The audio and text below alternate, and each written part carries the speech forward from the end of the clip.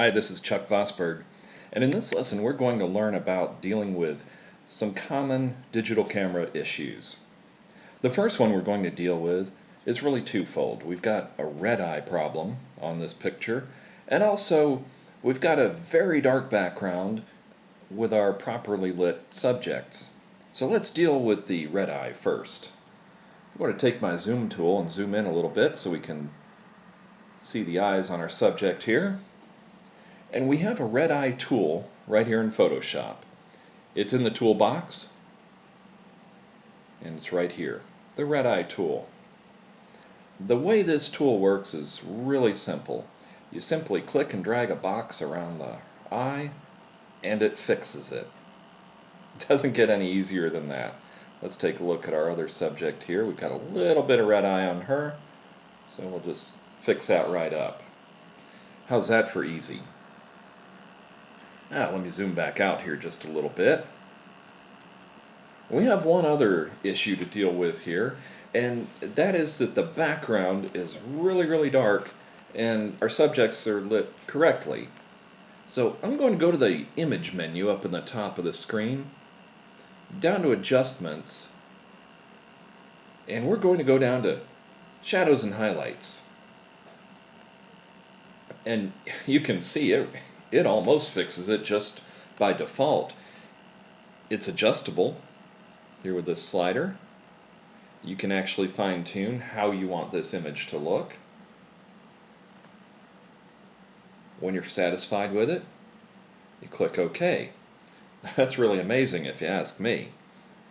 So I'm going to close this out, and let's deal with another kind of camera problem. Let's do this one first.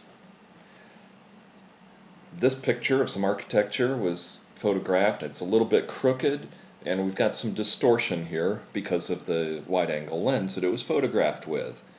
So we can very easily correct this.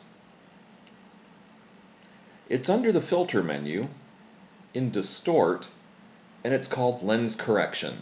That's Filter, Distort, Lens Correction. That'll bring our picture up in this little dialog box full of tools.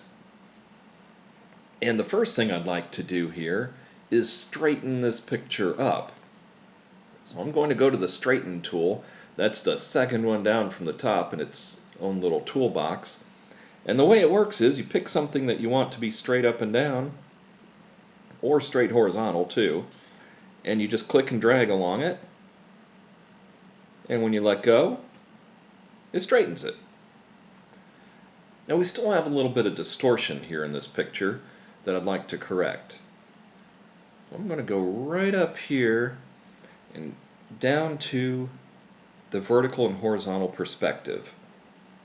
So I'm going to adjust the vertical perspective a little bit, and you can see it actually does a really great job of this.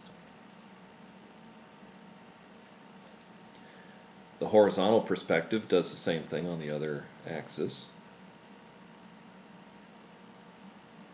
And I think that's looking really nice right there. Now this does leave some areas on the edges where it had to extend to make this happen. So down at the bottom, I'm going to go down to Scale and just scale this up to get rid of those extensions on the edges. Once we're satisfied with this, we click OK in the top, and the image is corrected. Doesn't get any easier than that. So I'll close this out. And here's another kind of distortion that's very common. This is also caused by a wide-angle lens. It's called barrel distortion, and some people call it pincushion distortion. And you can see here these columns appear bent because of the distortion caused by the lens. So I'm going to go to the filter menu again, down to Distort and Lens Correction, and we can take a lot of this bend out of here by the distortion slider up in the top part of this little box that comes up. So I'm just going to slide this until they look straighter. Well, that's as far as this control is going to go. These are considerably better. I'm going to use the scale at the bottom to get rid of the edge extensions.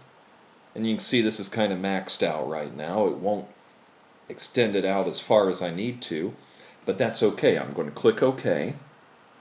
It's corrected to a great deal. But then I'm going to go back to Filter, to Distort, Lens Correction, and let's run it through another time. Go in here and correct more distortion until these columns look nice for me.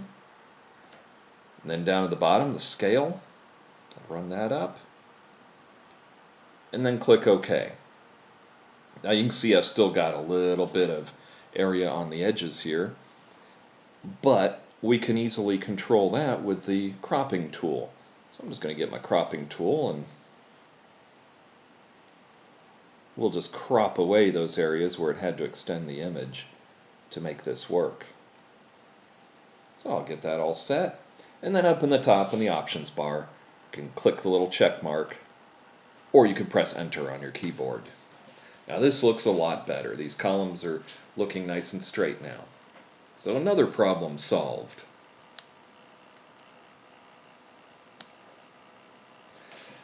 Now finally, there's a unbelievably cool tool in Photoshop that can correct issues that could never be fixed easily in the past.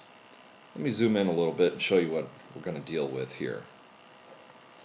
We'd like to take this wreath off the side of the building, and because of the perspective of these boards, that's going to be nearly impossible to deal with using the clone stamp tool or any other methods that we know currently. So here's what we're going to do instead.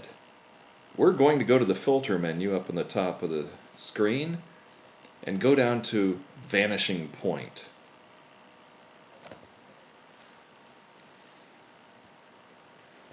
Vanishing Point opens up this picture in its own set of tools, its own window. And I'm going to start by zooming in a little bit so we can see this more clearly. Oops, maybe not that far. I'm going to hold down my Alt or my Option and zoom back out a little bit here. There, that's better. Now the way this tool works is this. I'm going to go to the Prospective Playing tool, which is the second tool down in the toolbox. And what we have to do here is we need to define the corners of this plane. So I'm just clicking where these corners are. Now it doesn't have to be perfect first try, and I'll show you why. Okay, so it lays in this perspective plane. Now it is vitally important that this is accurate, so I'm going to grab these corners here and I'm going to line this up to something that's perfectly straight. We've got to get this thing accurate or else our end results won't be accurate.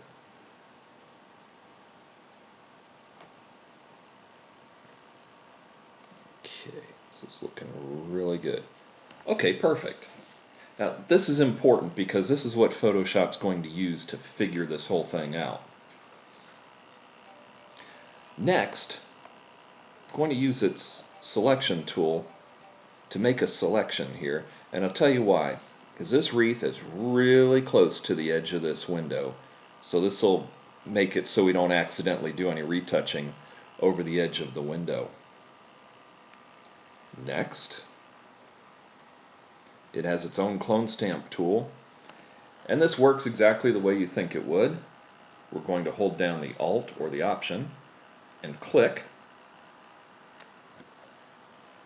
and then when I move my mouse over here you can see the little preview of what it's going to lay in there.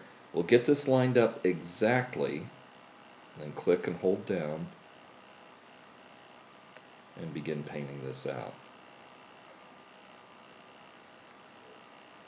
There, look at that. That is absolutely amazing.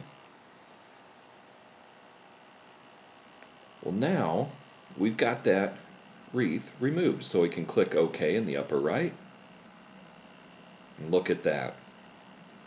There's one other interesting thing you can do with this tool that I want to show you. I'm going to go back under Filter to Vanishing Point and show you one other cool little thing you can do. Now since I was just here, it remembers the plane that I put in, which is very helpful. I'd like to add another window over here next to this one. So I'm going to take my clone stamp tool, hold down